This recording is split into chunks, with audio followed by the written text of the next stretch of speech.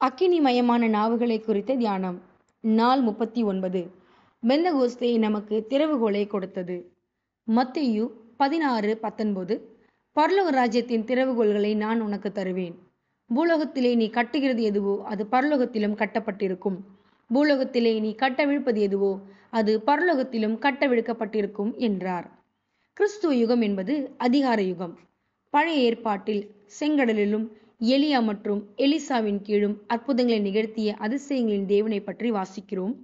ஆனால் பழைய ஏற்பாட்டின் 39 புத்தகங்களில் சில நேரங்களில் மட்டுமே பரிசுத்த ஆவியானவரின் வல்லமை சில தனிநபர்கள் மற்றும் தீர்க்கதரிசிகள் மீது இறங்கியதை தவிர வேறு எங்கும் இல்லை. பின்னர் இயேசு பேதுருவிடம் பரலோக ராஜ்யத்தின் திறவுகோலை கொடுத்தார். அது சிலுவையில் அறையப்பட்ட கிறிஸ்துவின் சுவிசேஷமும் பரிசுத்த ஆவியானவருமே. பேதுரு ராஜ்யத்தை திறந்தார். இன்று நம்மிடம் அதே திறவுகோல்கள் உள்ளன. பூமியில் இதுவரை யாரும் பார்த்திராததை பேதுரு பார்த்தார். ஒரே நாளில் 3000 பேர் மனம் திரும்பி பரிசுத்த ஆவியானவரால் மீண்டும் பிறந்தார்கள். அப்போஸ்தலர்கள் வெளியே சென்று அந்த திறவுகோல்களின் ஆற்றலை சோதித்தார்கள். இறந்தவர்கள் எழுப்பப்பட்டனர். காது கேளாதோர், குருடர்கள் மற்றும் ஊனமுற்றோர் முழு ஆரோக்கியத்துடன் மீட்கப்பட்டனர். திரளான மக்கள் கிறிஸ்துவிடம் திரும்பினர். உலகில் ஒரு புதிய விஷயம் எழுந்தது. அது கிறிஸ்து இயேசுவின் தேவாலயம். பெந்தகோஸ்தே என்பது பரிசுத்த ஆவியானவரை உலகுக்கு வெளிப்படையான வடிவத்தில் கொடுப்பதாகும். பரிசுத்த ஆவியானவர் ஓய்வெடுக்கும் ஆவியானவர் இல்லை.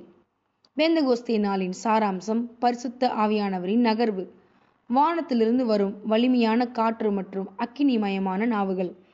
பரிசுத்த ஆவியானவர் செயலில் மட்டுமே அறியப்படுகிறார். இயக்கம் இல்லாமல் ஆவி இல்லை. அசைவு இல்லாத காற்று இருப்பதை விட அதிகம் வீசாத காற்றே இல்லை. பரிசுத்த ஆவியானவர் ஒரு சூறாவளி மற்றும் ஒரு வல்லமை. மோதி அடிக்கும் புயலில் யாரும் அசையாமல் நின்று சுற்றுப்புறத்தை பற்றி மிகவும் பணிவாக பேச முடியாது. ஆவி எங்கே உண்டோ அங்கே செயல் உண்டு.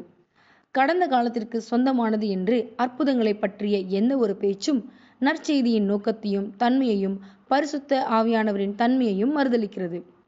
பரிசுத்த ஆவியானவரின் வல்லமையையும் அற்புதத்தையும் மறுப்பது கிறிஸ்துவம் என்னவாக இருக்க வேண்டும் என்பதை நீங்கள் மறுக்கிறதற்கு சமம். இன்றைய காலகட்டத்தில் தேவனின் வல்லமை செயல்பாட்டில் உள்ளது. அதுவே இந்த யுகத்தை கிறிஸ்துவ யுகமாக ஆக்குகிறது. நாம் இதை பரிசுத்த ஆவியானவரின் காலம் என்று அழைக்க வேண்டும். இந்த யுகத்தில் நாம் முழுமையாக வாழ்வோம். ஆமேன்.